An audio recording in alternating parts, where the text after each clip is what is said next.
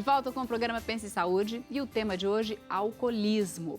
E para debater este tema participam conosco os psiquiatras Dr. Lauro Eustáquio Guirlanda de Moura, o Dr. Maurício Leão de Rezende e o clínico geral Dr. Último Libânio da Costa, médicos cooperados da Unimed BH. No bloco anterior a gente começou a falar de tratamentos.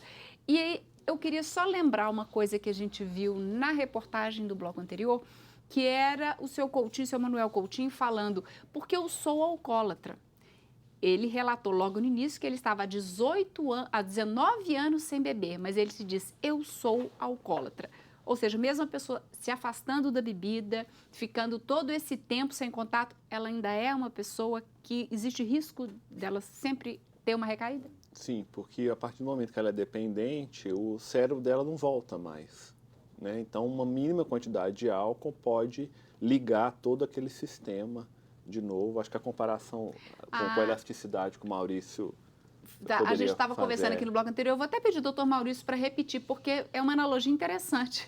Na verdade, é transportando o conceito de elasticidade da física para a biologia, né? A física tem um conceito de elasticidade, que é a capacidade de uma peça voltar à condição inicial quando ela é submetida à tração. Nós temos as transformações elásticas, que tracionado ela volta, a semielástica que volta em parte e a inelástica que não volta mais, porque rompeu o coeficiente de elasticidade. No caso das dependências químicas, a gente pode também fazer essa analogia. A partir do momento que venceu essa resistência, esse coeficiente de elasticidade, não mais volta à condição inicial. E aí é onde que aquela pessoa sabidamente dependente, ao parar, ela não tem mais condições de fazer uso daquela substância sem que haja recaída, porque está rompido esse coeficiente de elasticidade que faria com que ela tivesse essa plasticidade de voltar à condição anterior.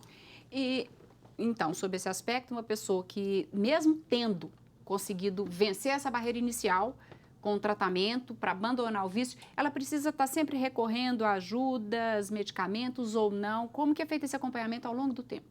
Não, nem sempre. Assim, muitos pacientes precisam da ajuda, do medicamento, do acompanhamento psiquiátrico, psicológico, para conseguirem interromper a bebida.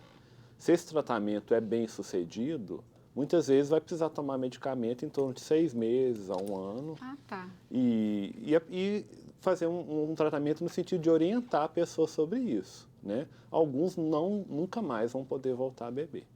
Se ele nunca mais voltar a beber, ele vai estar curado do alcoolismo. Então, a cura do alcoolismo desse paciente é ele nunca mais voltar a beber. Eu acho que é preciso também ressaltar a necessidade de ter uma certa tolerância, porque o dependente químico, sensu lato, e pegando o alcoolismo, a cura é um conceito que deve comportar possíveis recaídas, porque, como no exemplo anterior, vencido esse coeficiente de elasticidade, qualquer uso faz com que a pessoa volte à condição anterior de dependente. Às vezes, isso ocorre semanalmente, preocupa os familiares, mas se passa a ser mensal, já é menos ruim. Se passa a ser anual, ótimo. E se esporadicamente ao longo de uma vida tem 2, 3 recaídas, não é por isso que deve-se considerar como se fosse um caso irrecuperável. Pelo contrário. Certo. A gente costuma dizer que os pacientes vão ter recaídas, mas o nosso papel muitas vezes é de conseguir adiar essas recaídas ao máximo. Porque senão se tem fica com aquele conceito, tem que ser cura definitiva, e aí tem uma recaída, não tem mais jeito. Não, tem jeito, tem né? jeito. E tanto a dependência quanto a recaída não devem ser encaradas como fraqueza de caráter. Isso é muito importante. E na relação, principalmente do profissional de saúde com o paciente, tem uma relação de confiança e respeito. Quando às vezes eu atendo um paciente com dependência, eu deixo bem claro, a gente faz um contrato. Ele não vai mentir para mim e eu não vou pagar pau para ele. Entendi. E deixa isso bem claro com a família, porque a família às vezes já chega com o paciente querendo que você pague pau para ele. Então a gente faz um contrato. Ele não vai mentir para mim e em momento nenhum, se ele perceber que eu estou às vezes falando mais alto ou alguma coisa assim, ou então para ele me avisar, que não vai ser a minha intenção. Sabe? a questão de confiança e respeito, não ver como fraqueza de caráter, falar uma coisa que eu esqueci. Mas, enfim, mas é dentro disso mesmo. Se lembrar, também tem Isso. tempo. Eu só queria, que eu prometi no bloco anterior, para as pessoas de casa entenderem o que é coma alcoólico.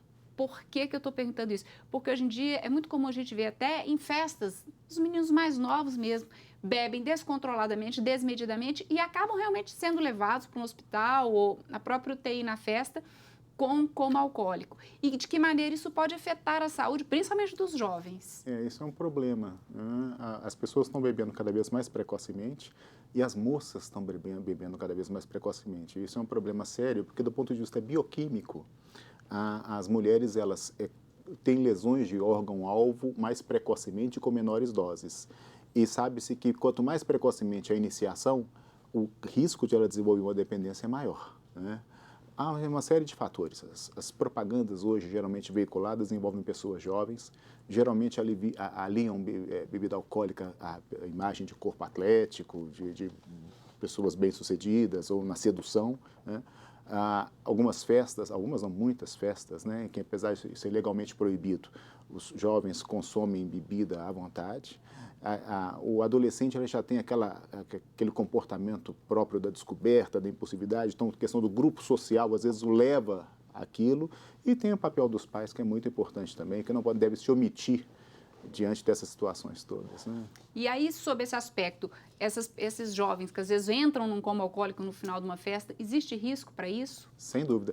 A gente pode colocar aí duas formas de coma. Tem aquele coma alcoólico que seria por uma intoxicação aguda, normalmente acima de 400 miligramas por decilitro, mas para a pessoa chegar nesse ponto, ela tem que ter bebido muito. Às vezes a gente vê no noticiário aí algumas situações, pessoas que fazem aposta para ver quem vai conseguir beber mais, tem que ingerir uma quantidade muito grande, mas aí esse mecanismo é porque deprime o centro respiratório, aí a pessoa entra em coma alcoólico, né?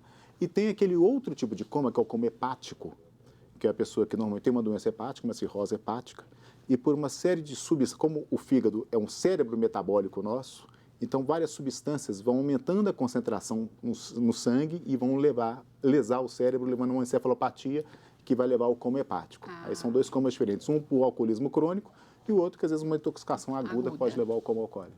E uma outra coisa que às vezes acontece, que eu gostaria que vocês comentassem, que é a amnésia no dia seguinte, que algumas pessoas têm e outras não. Algumas pessoas, depois de beber num dia de uma festa, no dia seguinte realmente não se lembram como a noite acabou e o que aconteceu. Sim, o álcool ele tem um efeito inibitório cerebral e esse efeito pode acontecer de forma mais intensa nas áreas relacionadas à memória. E desinibitório do comportamento. Desinibitório do comportamento. Então, a pessoa às vezes apronta na noite e não lembra de nada.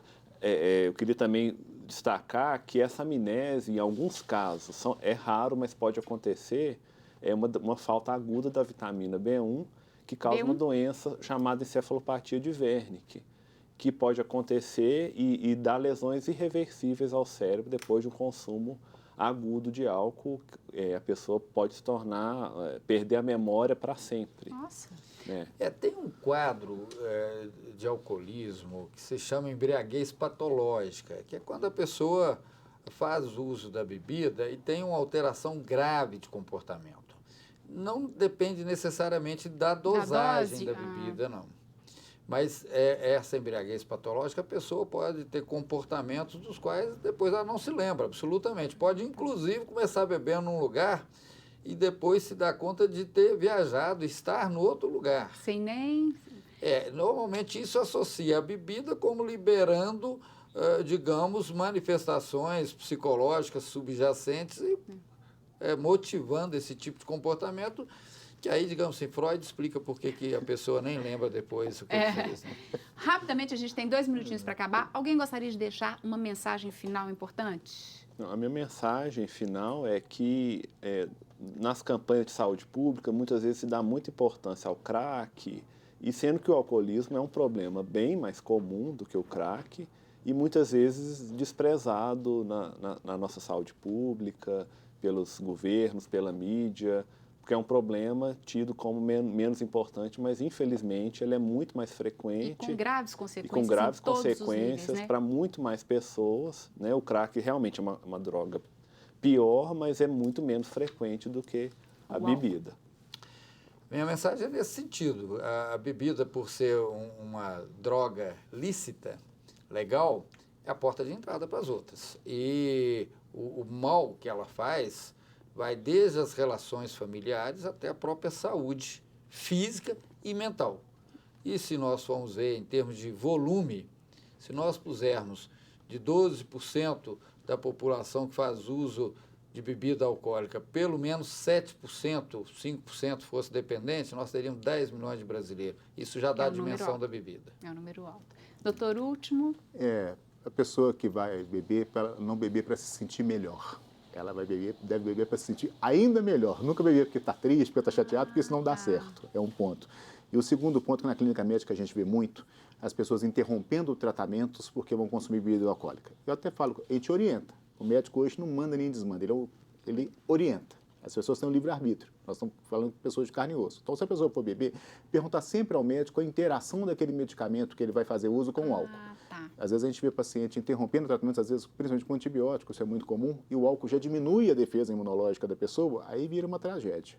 Né? Então, sempre quando for alguém passar o remédio e por algum momento, alguma circunstância, for, mesmo que seja uma quantidade irrisória, não conversar com o médico que prescreveu sobre a interação. Independente de qualquer medicamento que a pessoa esteja fazendo uso naquele momento, né? Perguntar sobre a interação com o álcool. Depende, alguns têm que ser interrompidos. Pois é, mas não interromper por conta própria. Por conta própria. Gostaria muito de agradecer a presença e a participação de vocês aqui, principalmente pelo que vocês acabaram de dizer, a importância que isso tem no contexto não só da saúde pessoal, mas da família, profissional, psíquica, enfim, é um comprometimento que envolve muitas pessoas e não apenas o paciente que às vezes, o problema é meu, a vida é minha. Não, é mais do que isso. Muito obrigada. O Pense Saúde de hoje chegou ao fim, mas você pode rever o nosso programa toda terça e quinta às 5 da tarde, sábado às 9 da noite e domingo 11 da noite. E também pelo nosso site tvhorizonte.com.br a qualquer momento. Não se esqueça de curtir a página da TV Horizonte no Facebook e ficar por dentro dos temas do nosso programa. E acompanhe também as fotos do programa no meu Instagram, @marciahermeto. Muito obrigada pela sua companhia e eu espero você no próximo Pense Saúde, uma parceria da Unimed BH com a TV Horizonte. Tenha uma ótima semana, paz no coração e pense saúde sempre.